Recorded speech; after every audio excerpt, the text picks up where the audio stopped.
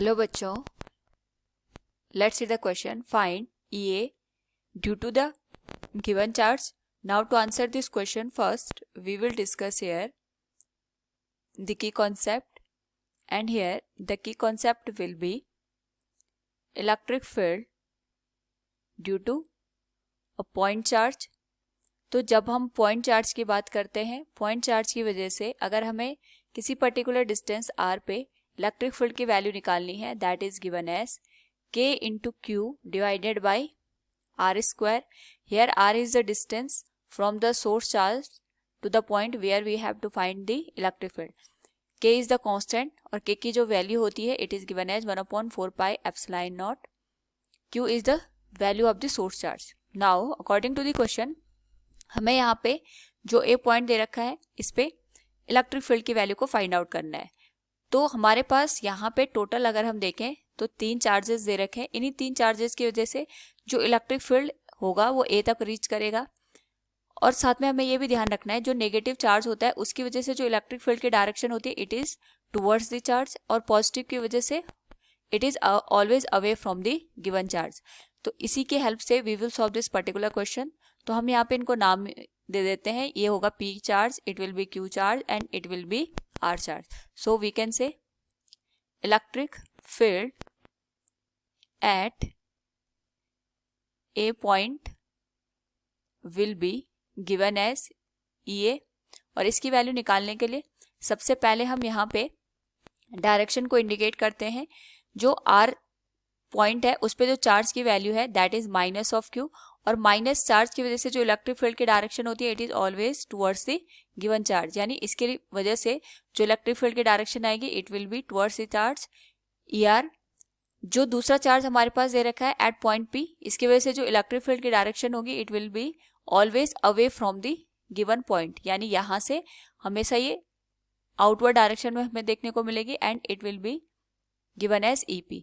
और साथ में अगर हम बात करें third point that is point Q, और इस पे जो हमने चार्ज रखा है that is of the plus value, इसकी वजह से जो हमें इलेक्ट्रिक फील्ड की वैल्यू देखने को मिलेगी it will be in the outward direction क्योंकि पॉजिटिव चार्ज है, और इसकी जो वैल्यू होगी it will be like this. इसको हम नाम दे देते हैं EQ के बराबर.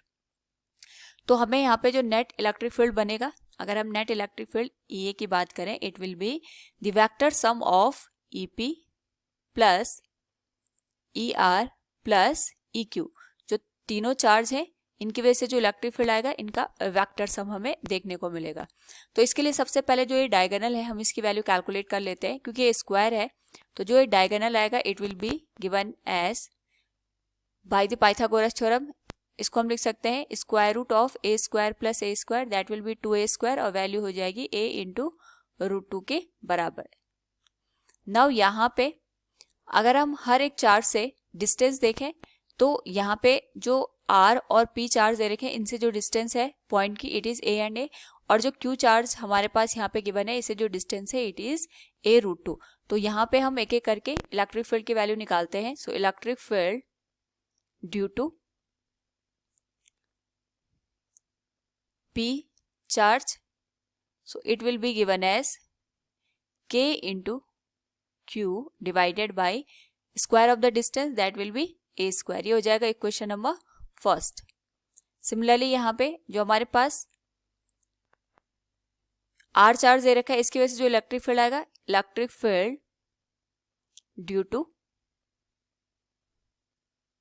R charge it will be given as K into Q divided by A square. It is equation number second. Now यहाँ पे अगर हम थर्ड चार्ज के थ्रू इलेक्ट्रिक फील्ड की बात करें it will be given as electric field due to R charge. It can be written as K into Q divided by A into √2 का square. Now इसको हम यहाँ पे इस तरीके से लिख सकते हैं K into Q divided by 2 into A square. तो हमारे पास जो चार्जेस की डायरेक्शन है अगर हम उसके अकॉर्डिंग देखें तो this one is EP, this one is ER, and जो हमारे पास थर्ड चार्ज की वजह से इलेक्ट्रिक फील्ड है it is like this EQ. तो सबसे पहले हम यहाँ पे ये जो दो EP और ER है इनके थ्रू जो नेट इलेक्ट्रिक फील्ड बनेगा उसकी वैल्यू निकाल लेते हैं।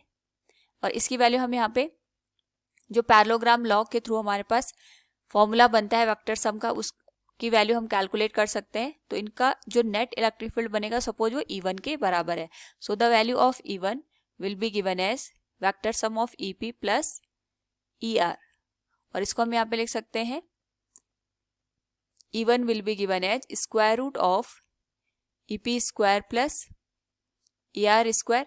इनके बीच का जो एंगल है दैट इज 90 डिग्री, तो सीधे हमारे पास cos 90 की वैल्यू 0 हो जाएगी। हम इसका डायरेक्ट यहाँ पे सॉल्यूशन लिख सकते हैं E square root of EP square plus AR square. Now यहाँ से अगर हम देखें इक्वेशन फर्स्ट और सेकंड में जो दोनों वैल्यू हैं बोथ आर सेम, यानी EP की वैल्यू हमारे पास यहाँ पे ER के बराबर बनेगी। सो इसको हम डायरेक्टली लिख सकते हैं E1 की जो वैल्यू होगी it will be square root of 2 times of EP square. तो ये हो जाएगा हमारे पास E1 equals EP into square root of 2। So यहाँ से अगर हम बात करें E1 की, it will be given as K into Q divided by A square, और साथ में ये मल्टीप्लाई हो जाएगा स्क्वायर रूट ऑफ 2 से। ये हमारे पास यहाँ पे इक्वेशन नंबर 3 बनेगी and this will be equation number 4। Now यहाँ पे हमारे पास जो इनका रिजल्टेंट निकल के बना है, अगर हम उसको देखें E1 it is K into Q divided by A square into square root of 2। क्योंकि दोनों की वैल्यू सेम है तो जो थीटा की वैल्यू बनेगी वो 45 डिग्री के बराबर बनेगी। हम इसको tan थीटा से भी निकाल सकते हैं। यहाँ पे tan theta will be given as, अगर मैं थीटा इसको कंसिडर करूं it will be AR by EP, क्योंकि दोनों की वैल्यू सेम है तो थीटा की वैल्यू यहाँ पे tan इनवर्स 1 के बराबर आ जाएगी, दैट विल बी 45 डिग्री। यानी हमारे पास ये जो एंगल बनेगा इट इज 45 डिग्री। और अगर हम यहाँ पे डायगोनल देखेंगे तो ये हमारे पास यहाँ पे एंगल 45 है, तो दिस विल ऑल्सो बी 45। यानी E1 और EQ के बीच का जो एंगल बनेगा that will B of the 90 degree. अगर मैं इसको अलग से ड्रॉ करूं तो ये कुछ इस तरीके से नजर आएगा, it is E1 and it is EQ। तो इनके बीच का जो एंगल है ये 90 डिग्री के बराबर हमें देखने को मिलेगा। इनका जो रिजल्टेंट हमारे पास इलेक्ट्रिक फील्ड बनेगा that is of the EA। यही हमारे पास यहाँ पे नेट इलेक्ट्रिक फील्ड की वैल्यू हो जाएगी at point A। So we can write EA will be again square root of E1 square plus EQ square, क्योंकि थीटा की वैल्यू तो 90 डिग्री है, सो cos 90 सीधे 0 हो जाएगा। So EA will be given as, जो E1 की वैल्यू हमने कैलकुलेट की थी that was K into Q divided by A square into square root of 2, इसका होल स्क्वायर आ जाएगा। अगर हम इसको यहाँ पे ऑब्जर्व करें from equation 4th K into Q divided by A square into root 2, और जो थर्ड इक्वेशन है that is K into Q divided by 2A square, ये हो जाएगा plus K into Q divided by 2A square, इसकी whole power 2 के बराबर ये वैल्यू हमें देखने को मिलेगी। So from here the value of electric field at point A will be, it is square root of, यह आ जाएगा K into Q divided by A square whole power 2 के बराबर आ जाएगी, और ये बन जाएगा हमारे पास रूट 2 का square that will B 2 plus ये आ जाएगा 1/2 का स्क्वायर दैट विल बी 1/4। अगर ये वैल्यू हम स्क्वायर रूट से बाहर लिख लें तो ये बन जाएगा K into Q divided by A square, और रिमेनिंग जो टर्म है that will B 4 2 8 plus 1 that is 9/4, और वी कैन से जो EA की वैल्यू होगी that will become 3 into K into Q divided by 2A square.